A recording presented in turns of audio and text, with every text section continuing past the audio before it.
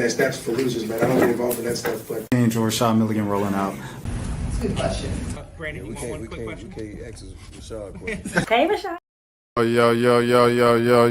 Yo. Welcome back to the channel, man. A little midday stream for you. You know, we got a special guest in the building, man. We got one of the curators, one of the tastemakers, one of the gatekeepers. They say gatekeeping dead in music. What is we talking about? Y'all not paying attention. Is you paying attention? Because if you really tapped in and you really paying attention to the people who are on the stage next to the people that's on the stage, they got the come on, man. We got one of them ones in the building. We got Useless Radio in the building, man. What are we talking about? We got Manny Supreme, the most energetic entertainer in the world. Manny, how you doing? Hey! Yes, sir. Manny, how you feeling, bro? Man, that was a blessed intro, bro. That was the best intro ever, bro.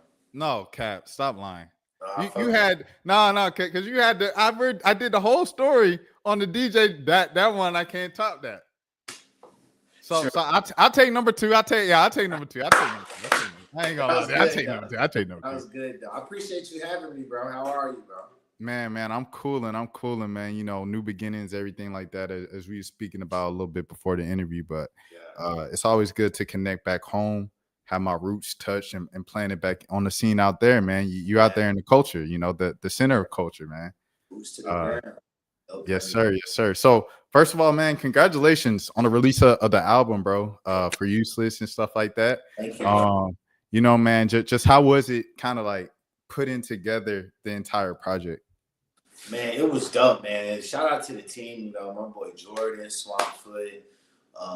They really helped the vision. Like, we all had the same idea for it, and it's cool when you're able to create with your bros, you know what I mean? And it's like, we started Useless Radio just fucking around in the dorm, and like, to drop an album a year after like we started the whole thing is like, it's fire. And we had some notable artists on there, you know what I'm saying? So it was honestly, bro, with me working on the album took me out of like clubs and doing things like that, because I was finding myself like, bro, I'm in here doing this where I'm just looking at how time works and how I'm spending it, you know what I mean? And like, I feel like me working on this album helped me really realize like, okay, boom, I need this done by this date. If I don't get it done, it's on me, you know what I mean? So I need to make sure the time that I'm spending, I need to make sure I have time to just chill and time where I'm locked in, just getting things done. And then, like, working on this album alongside the team definitely helped me with that shit for sure. Oh, for sure. Man, you speak about time and everything like that. Is it kind of because I think most artists, they record overnight, and then most artists, like the time where they go to the club and do paid appearances and everything like that, it's also at night. But it's like a thing of where they go out to the club 10 p.m. all the way up to about, what would you say, about 1 or so, and then they go to the studio from 2 to 7 or whatever the case might be. For you, what was that like, as a host? Was it the same type of schedule because you're on the artist time, or was it something where you just blocked out, hey, I can't take any bookings this day, woo? Man, I'm not gonna lie to you, bro. It's not been until recently, I made this transition, being with iHeart at 96.1. Shout out to the whole team. But beforehand, bro, it would be so nice. Like, I would hate to see Thursdays coming, right? Because I would be at the radio station all day.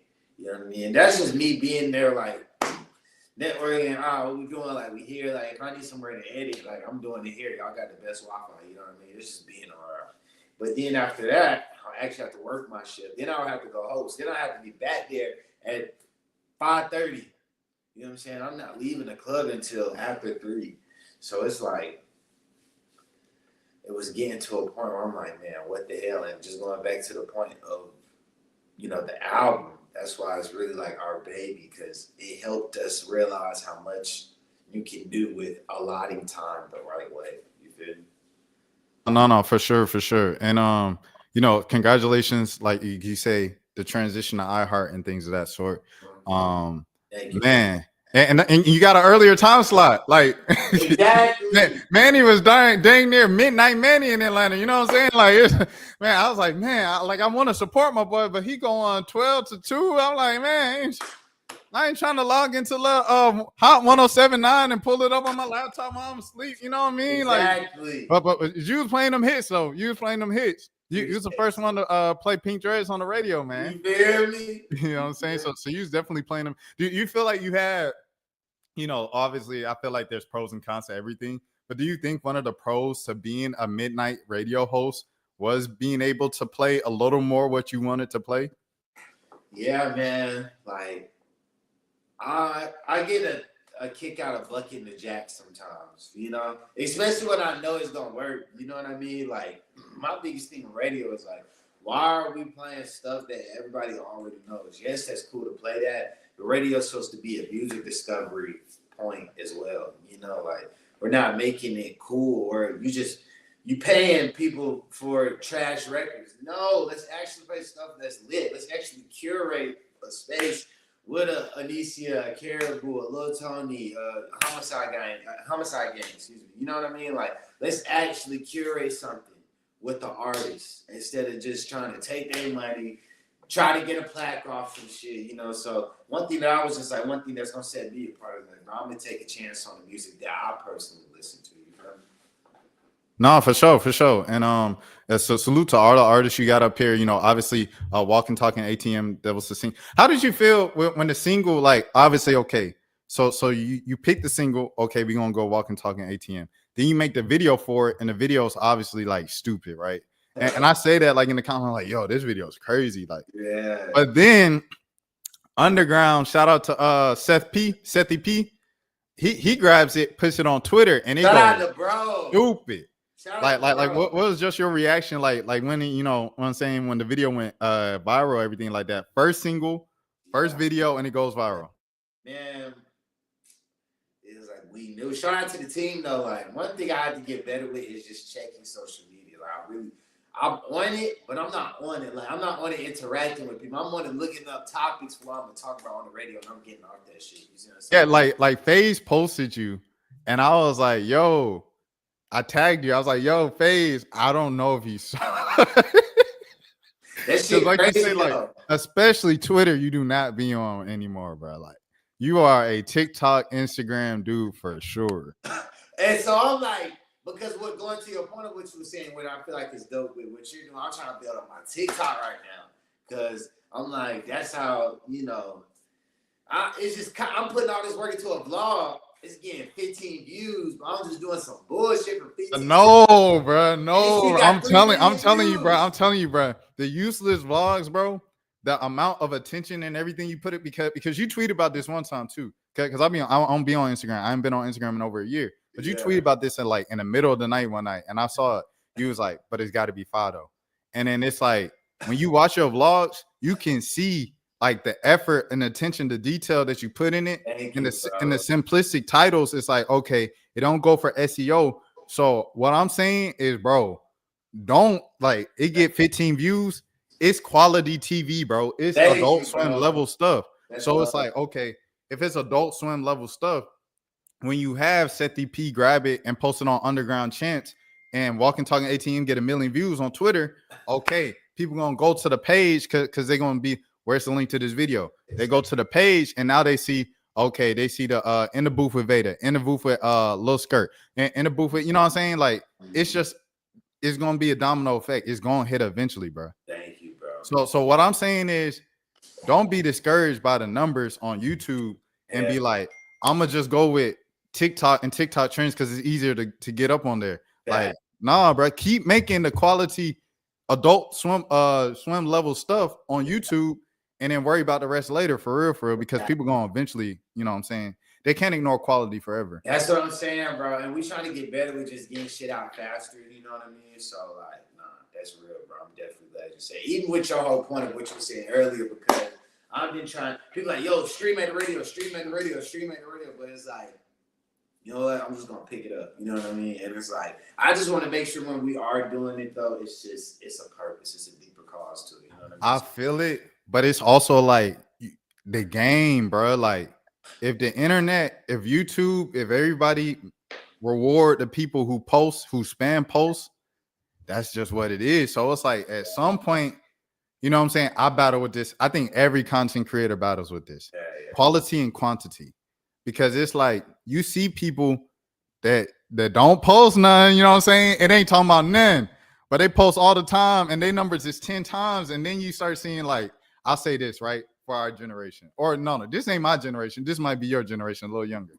Like the mall interviews, everything like that. Yeah. It's like, bro, this is trash. Like, you know what I'm saying? Like, to keep it a bean, like, it's trash. Like, it's like low hanging fruit. There's no type of creativity. Yeah. Everybody doing the same thing that Smooth Geo did in 2018. Like, it's trash, bro.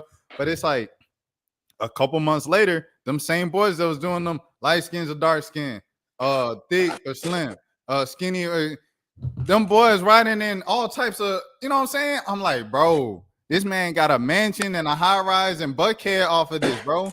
It's like after that, you like, okay, you got to play the game. And that's our point. We useless. We can't sell out. We can't sell out. Bro, I kid you not. Shout out to Jordan, bro. Me and him be butting heads. In a great way, though. I say this because, like, we can talk about this because I'll see, you know, it's funny because, like, it goes to my point of why I've kind of stopped hosting clubs, right? It's a new skin shed. I used to do that. You know what I mean? Now we on some more crazy. We just did a show this past weekend, man. Again, shout out to Jordan. Shout out to Swamp Foot having us with the right tracks for it. Shout out to him where Veda pulled up. Shout out to the band 2002, Big Yellow. Shout out my boy Q Carter too. Shout out 2002. You feel me? Shout out Veda. Like, we fucking did a whole show with a live band. You know what I mean? And it wasn't even our show. We pulled up with a band. Did y'all have 2007? Am I getting this wrong? Is 2007 a band, right? Too? I believe so. With Titty Gang. Okay. All right. Let me see. I'm gonna try to bring it for you. Right. I'm gonna try to paint the picture. They got the song with Tony. They got a song with Tony Snow. Okay. Yes. No, it wasn't them. Okay. Okay. I'm on to shout them out. I want to shout them out too. I'm on social love. Bro.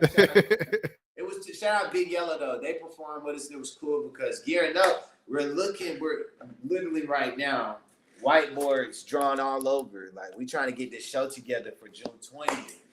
Like, it's gonna be like our final promotion for the album. Like, if you missed the album, this is a show we're throwing here. You feel me? All the artists from the album gonna be there.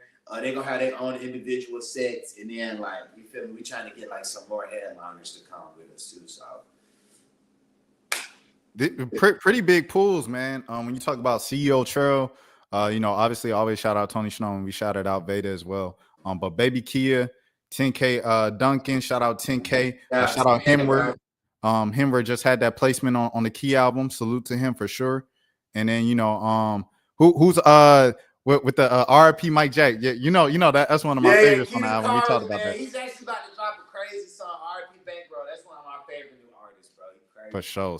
Salute to him. Like, that joint was crazy. And then the See You Soon.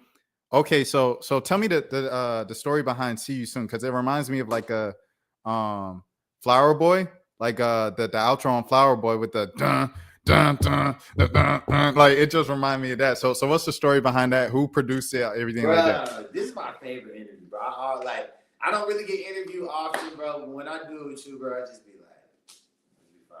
Shout out to the team again. Shout out to my nigga Swamp Foot. Shout out to Jordan. Like, creatively, like, the sound of this album came to a lot of music me and Jordan was just sitting, like, listening to. You know what I mean? And, like, honestly, he would play some of my homie Miles beats. And for the longest, he would post. I would tap in. I wouldn't always tap in because I'm just always doing so much shit. And one day, it's funny, Kidu Karu, right? He was the first artist we thought about putting on one of, like, our homie Miles beats because of just the intonation and how the flow. We were like, man, we could dead ass drop an album. And, like, at the time, we were only just dropping playlists with Useless Radio. And so See You Soon is actually one of the first songs that even made the album, honestly, and was, like, part of the inspiration for it because it gave us that same feeling. You know, like, we was listening to, like, I would hate to say this word and it's not on there. Is Garden Shed on Flower Boy? Yeah. Garden Shed. That's the one where I think he came out the closet.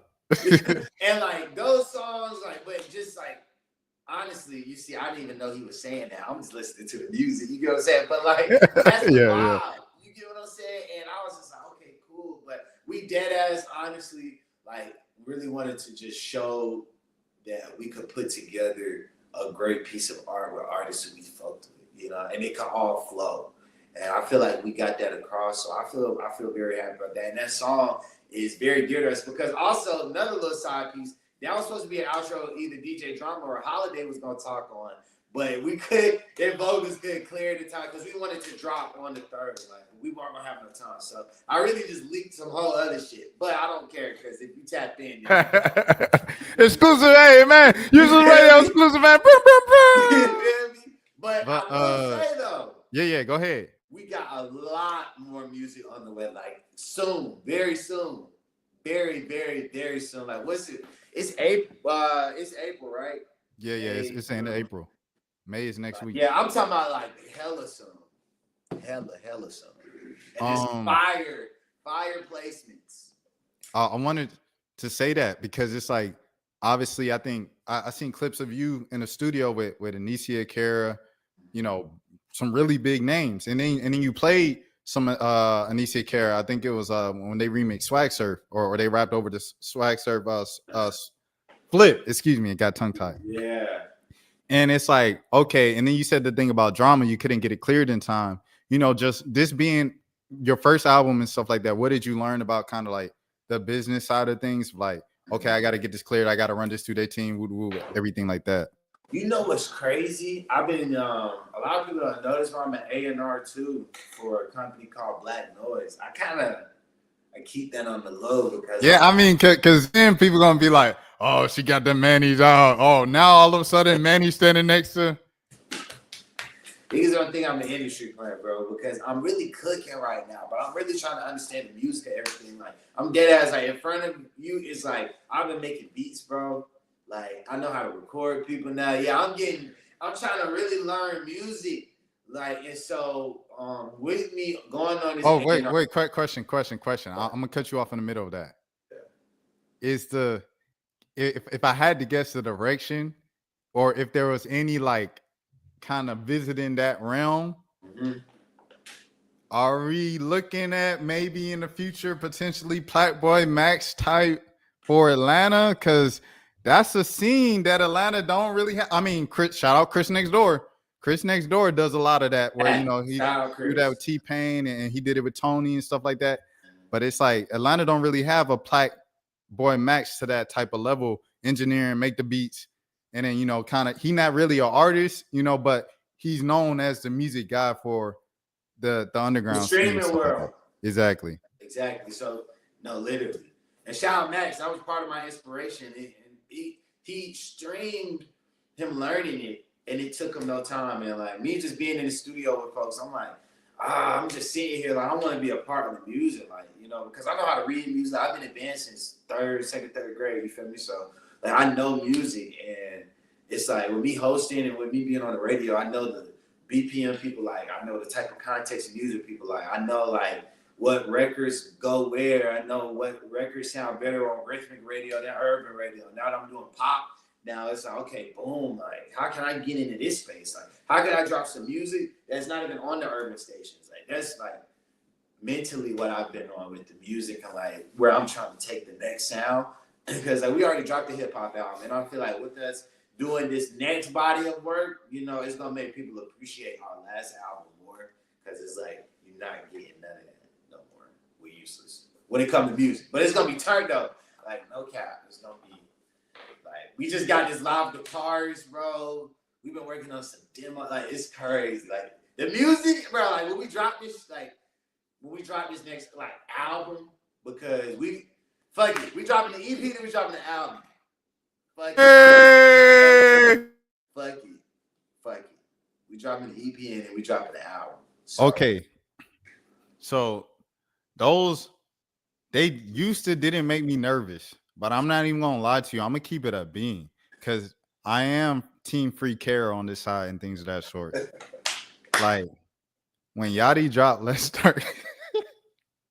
When he dropped, Manny's not saying this, by the way. This is just me, Rashad Milligan. Manny is not saying this. He's just in the interview. You good, bro. Me and Karen, bro, and one thing I love about my sister, bro, she Yeah. laughs about the things that happen in life because it's not affecting her, bro. Like, and for everybody who says she can't write her own shit, bro, I'm telling you this firsthand, bro. I sat there and watched her, like, rip some shit. No cap. 5 minutes type shit. Like, hard ass song. I seen that shit. So it's like, niggas, people believe what they want, bro. Good or bad, it's just bringing more attention to her. So I'm like, fuck it. 100%. Shout out Kara, bro. Shout out. Like I said, that's my favorite rapper. I said that, by the way, side note, in a useless interview. And the footage is nowhere to be found. But that's a whole nother thing. Anyways. So yeah.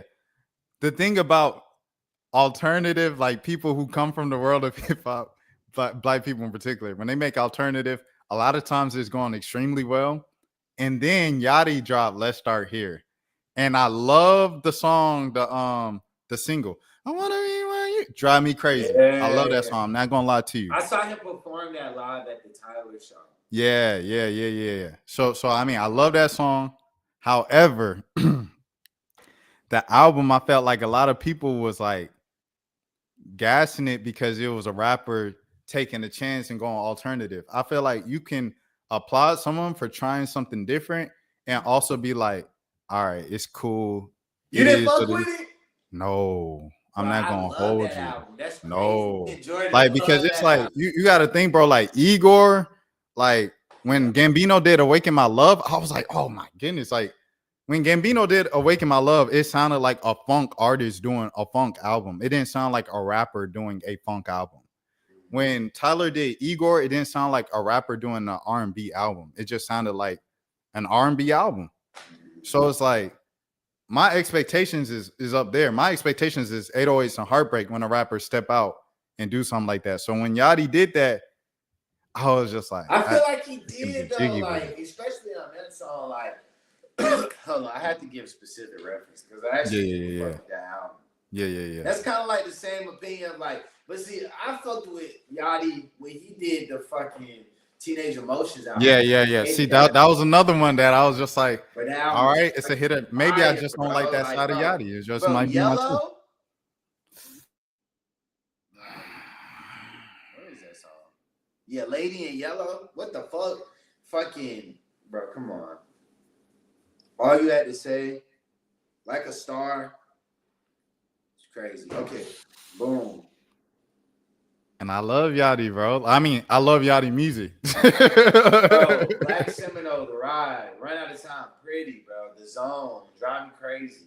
Officially Lost Vision, Say Something. Crazy. It felt like an hour of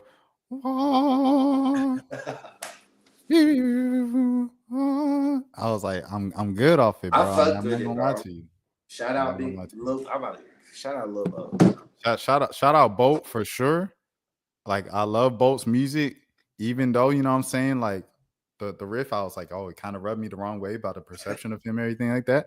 But like I fucked with it. That album, I don't know. But yeah. So I just always feel that way. Like when people are like, "Oh, right, we're going alternative for the next album," I'm like, "All right, now when I say alternative just to make some alternative. Like it need to hit." Alternative, it's like it's jungle bass, dance, electronic hip hop. We still gonna have some rap shit on here. You know what I'm saying? But like, it's gonna be.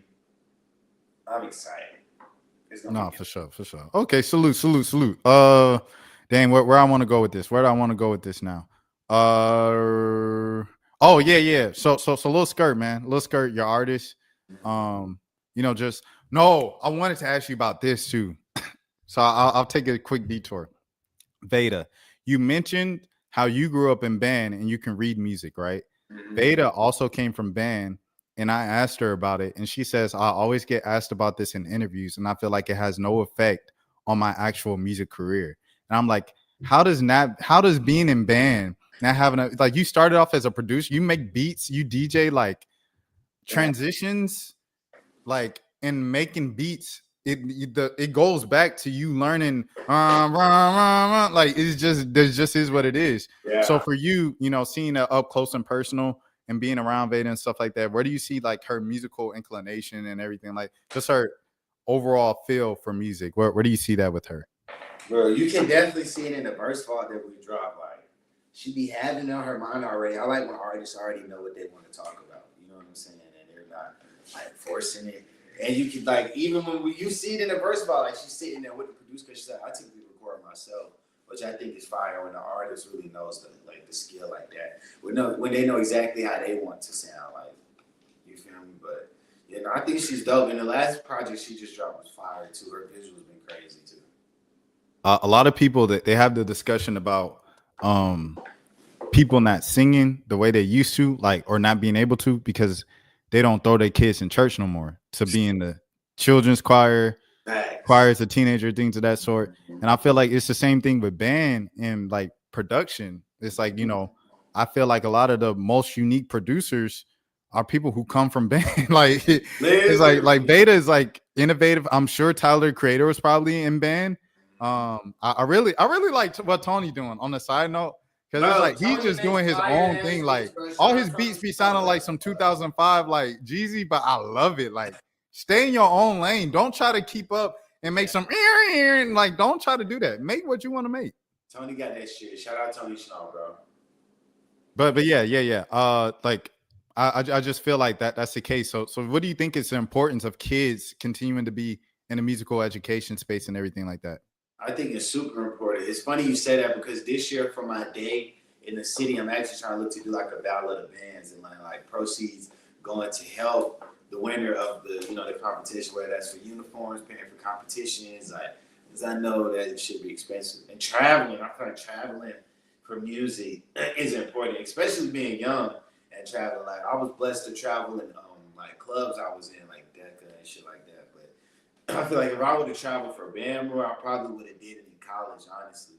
But in college, they treat that shit like football, so I was like, I ain't got no time, no cap.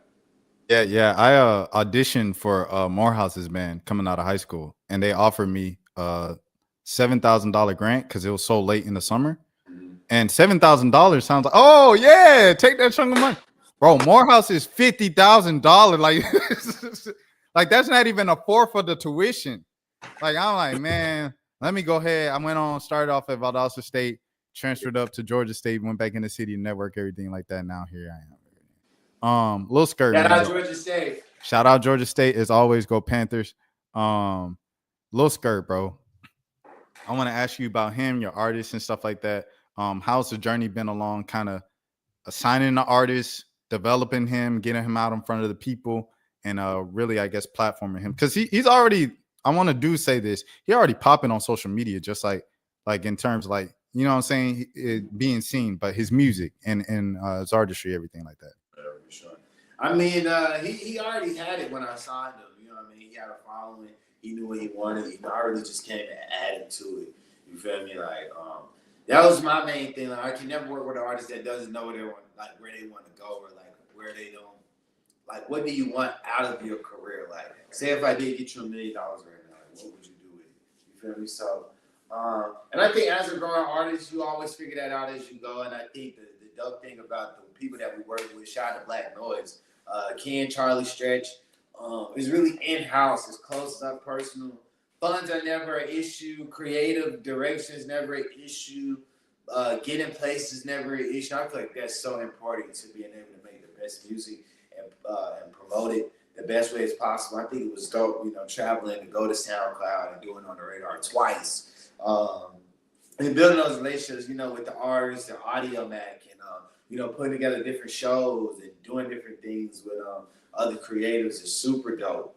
Like, even with him doing a show with Ills on Fashion Week, like, Ills had him modeling with Rocky and shit like that. So I feel like those are just great things that I've been able to just see, with my artists and the development stages. And, the artist got to want it just as bad as the team, you feel me? And it's like, once those two things match, the sky's the limit. How do you find yourself navigating in the space? Like, I feel like, as, kind of in the world of DJs, A&Rs, you know, kind of curators of the way that you are as a host. It's like, you know, relationships are kind of like near the top of the list, if not the most important thing of what you do. Sure. But with that, it's like me, I like the way what we just did with the talking about the yachty. I like doing that. Like if some stuff not hitting, or if you on some BS and it's like all the blogs talking about it and stuff like that, I'll be like, yo, I ride with this person. Ooh, da, da, da, da, da. It's like I want to be able to hold you accountable. Like, great example, DDG, bro. DDG, a few years he got arrested, and this is I already interviewed him at this point. I developed a relationship with his lawyer, you know, his attorney and stuff like that, his manager, Dimitri. Shout out to Dimitri, and so I'm like, dang, I gotta write this story about him getting arrested for the charge out there in Cali. So I hit up his manager, yo, I'm writing this story. Just let me know if y'all want to comment on it. He said, no comment. And then, you know, okay, I put that in the story. They declined to comment, everything like that. And I put out the story. I kind of feel bad about putting out the story because it's like the man, you know what I'm saying, and a low point and stuff like that. And he cool people. He cool people. You don't want people putting out your bad stuff. Yeah. But I had to do my job. Yeah. So for you, how do you do your job as a radio host, as a personality, everything like that? You have to kind of share your opinions in a way, but still protect those relationships. How do you balance that? For sure. Like, I think I just stay true to my brand and what I stand for. Because I probably pretty much want to talk about shit out of that. You know what I'm saying? Like, if it's not new music or something that, like, it's just blatant news that anyone else would get, I kind of stay out of it. You feel me? Especially when it comes to things I'm not knowledgeable about. Because then it's just like, you just speaking just to talk. And I hate people who just talk just to talk. So I feel like just staying focused on the shit that I like, you know? And like that keeps me out of all of that, you know, because I'm only ever, especially now, only interview artists I really want to. I don't have to just interview people just because anymore. And it's like, I'm only talking about stuff that I want to talk to or talk about, you know. So it's I'm trying to stay in those lanes. It's like, obviously sometimes things come up, but having that media train, you know, how you grow up, you know, it's just like, I'm not going to respond to that like that. You feel me? So, yeah. You did have the viral clip, like you say, with Peasy talking about Zoe. So I mean, like every now and again that does come up, you know what I'm saying? But it's like a question is like, okay, example, they invited me out to do the Millennial Tour when they came down here. So okay, I take it, I go out. I'm excited to see Bow Wow the most. Like Bow Wow for me that was my first album. That like I'm rapping all the words when Bow Wow come out. Yeah. But the headliner and the closer is Trey Songz. I'm sitting down for Trey Songz just off Morals. Now his whole set, 30 minutes of bangers, banger back to back. I'm like, oh my gosh, Jesus, he got hits on hits. But I can't.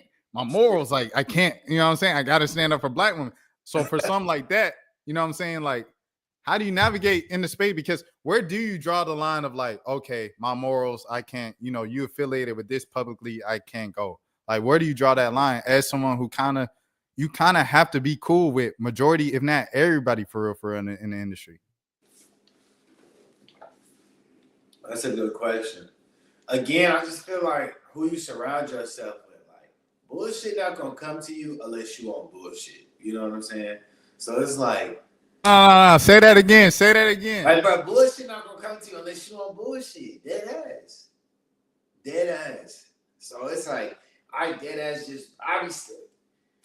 I literally would stay out the way. I'll stay home before I go to some shit. I know it's just gonna be some bullshit, you know. And then I have to explain why I'm here, and like it's just not good. It's not even worth my time, bro. That's why I stopped hosting. Unless it's some shit I'm doing with the bros, or it's a YDI thing, or it's useless radio. I'm not hosting this shit. Okay. Stay home. Big advice. Okay, all right. Wrapping up now. Last few questions, things of that sort. Who are some of the artists that people really need to be paying attention to that they're not really necessarily tapped in right now? Like I said before, bro, Kidu Karu going crazy. Everybody that's on the album, Beta, Tony, Warhol, CEO Trail, BK, bro. Shout out my nigga Swampfoot. He dropping a whole fucking tape this weekend. That That's crazy. All I'm saying is just listen. I ain't even gonna spoil it. Like, just really go listen to that shit. Dirty Crocs, Swampfoot. I really just been like, I've been listening to the game for real. No cap. Our shit. Shout out Wadi Out. They getting ready to drop soon. Yeah, Warhol just dropped a fire ass tape. No cap. I really just been listening to guys for real. Tony about to drop his tape. Tony single, he just dropped Can't Miss, fire as fuck. So it's like I really just been listening to the guys for real. No cap. 10K fire ass shit on. Yeah. Shout out 10K as well. He just dropped a song with Tony like a couple weeks ago too. Dang, what was I want to say? Okay, we was talking about that. Shout out Warhol. Shout out Chicago. Everything like that. Dang, it was something I forgot. It slipped my mind. But dang, where do I even go from here? Okay, all right. I lost my footing. I lost my steps and everything like that. It was something about music that I wanted to ask you about. Oh, DJ. I'll say DJ culture. We'll go there. DJ culture. I felt like Tyler really kind of popularized it for the decade and stuff like that, bringing it back with Drum on Call Me If You Get Lost. And now, obviously, you have the Atlanta version or the Atlanta version with music and stuff like that from Cardi and Swamp Izzo. I guess, just how you feel about that type of part of the culture coming back and being so relevant again now. And then also, this is what I wanted to say.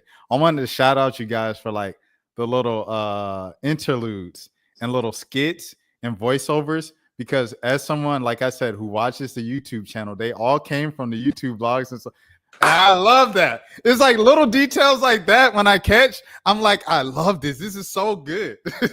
But yeah, continue. Go ahead. Bro, you are a real one, my nigga. We gotta get you some fucking merch.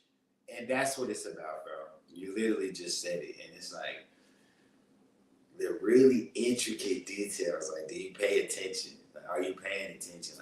Like everything we do is deeper. Just don't think we're doing this just to do it. You know what I'm saying? Shout out to my partner, Jordan.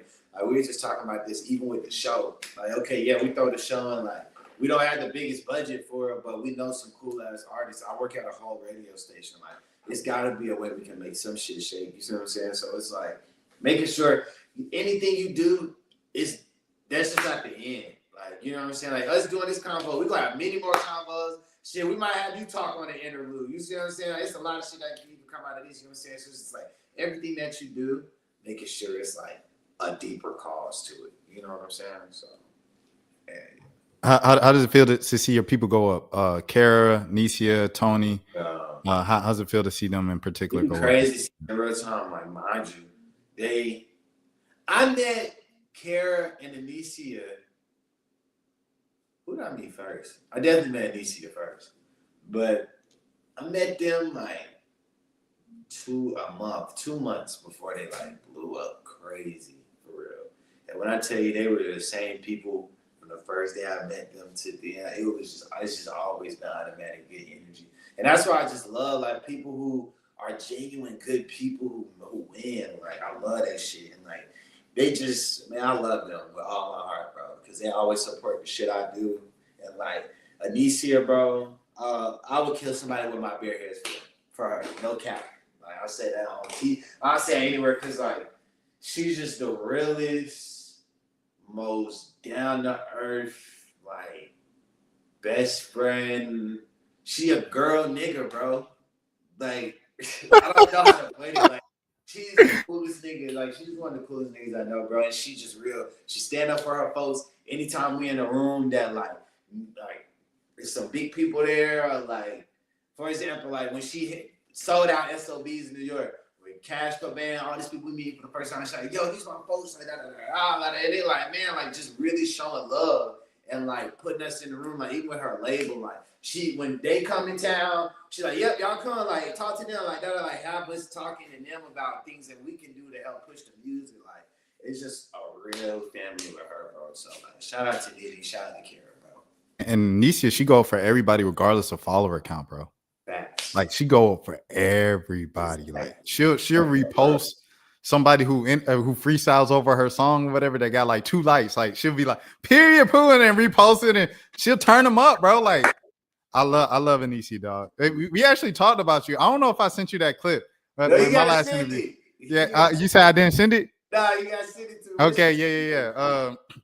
I was like, because I was like, yeah, I had these questions done since I went through her publicist, right? Because our publicist was sending me emails. Yeah. And I said, let's do an interview. So, it took a couple months and stuff. And I was like, yeah, I had these interviews. These questions in Nicia since like April. And then she was like, Rashad, why don't you just hit me up? And I was like, well, I didn't want to text Manny and be like, she was like, oh, you got some respect about yourself. I appreciate that. Everything. And then I asked a question about you, and then she was like, yeah, the most energetic entertainer. I asked about you and Bosco. Like, this is all in the interview. I'll send you the thing later. Yeah, but yeah, for sure. That album on the way, that shit fire. Okay, so about that.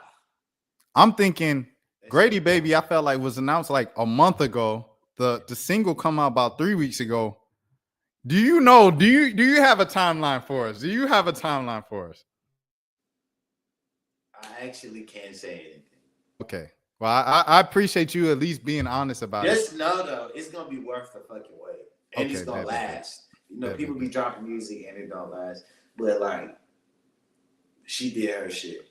No cap. I'm excited, man. I'm excited. I'm excited for sure. I seen Swamp Izzo last year, and I was like, yo.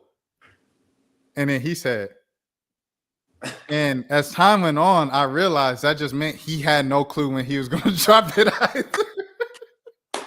He did it in a cool way. It was a real cool way where he was just like, but he honestly just had no idea when Cardi about to drop. Shout out Swamp Izzo, man. Manny, is there anything else that you like to plug? Anything that you got coming up? Your socials that people can follow you on? Man, our website is about to be on the way. Shout out 10K Duncan. Shout out to my boy Evan. Shout out to Jordan. Shout out to Owen. Shout out to King Kanye. My boy Danny Mav. We just shot a cool ass fucking concept for our merch that we about to drop with our website.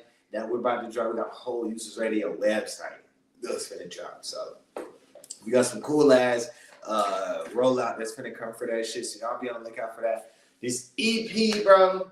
Literally, when I get out this call, I'm finna go clear the main single. Then we probably finna figure out how to shoot that shit. Cause all I'm gonna say is, bro, how I want to do this video is gonna take us 3 different locations. No cap. 3 different locations, single on the way, EP later, and then the album. That was an exclusive. What the heck? Man, he said too much. Ooh. No, dead. When Jordan see these things, I'm like, bro, what the fuck? Hey, shout out Jordan, bro. Shout out Jordan. That's a real Jordan, solid bro. dude, man. He be That's mad a real as fuck solid dude. He be bro. like, all right, well, shit. But see, I like saying shit because that means we got to do it. I know, and it gives people hopes up, everything like that. If you had to give, I've been asking everybody this for the past year, your top 5 underground Atlanta rappers. Like it could be, you could go top 5 skill, you can go top 5 clout, but who is your top 5 underground Atlanta rappers right now? From Atlanta. I'm going Tony Snow. But I'm counting. I want to say this. I'm counting people like Ben Riley would count because he's been in Atlanta since high school. Everybody. But what's his name wouldn't count. Prue's son. He wouldn't count because he count himself as a Detroit rapper. Gotcha. Shout out Nassan. I'm sorry. Yeah. I would say Tony Snow, Anicia for sure. Cause I dead ass be listening to their music, like not even on somebody like of all time. Oh, no, right now. Not right now. Right now. Ken for sure. Are them niggas really underground anymore though? Ken. I feel like Ken, Kenny Mason, and BK the Ruler not underground. But you know what's crazy? Niggas still consider them underground until you on the radio. That's what be my theme with artists. Yeah, no. Until you on the radio, bro, you're not mainstream. Like Laser Dim, excuse me. I don't know if Laser is underground, to be honest. Laser are pretty big. We gonna say it for what we know. Like if they not on the radio, they underground. So I'm gonna go Tony, Anicia, Ken, Laser, no cap. And you know what? I'm gonna throw it here. That's kind of a curve. I'm stuck in between my boy Lil Tony and Glock 40 Spaz, bro. Well, both of them got the youth in the chokehold. I ain't gonna lie.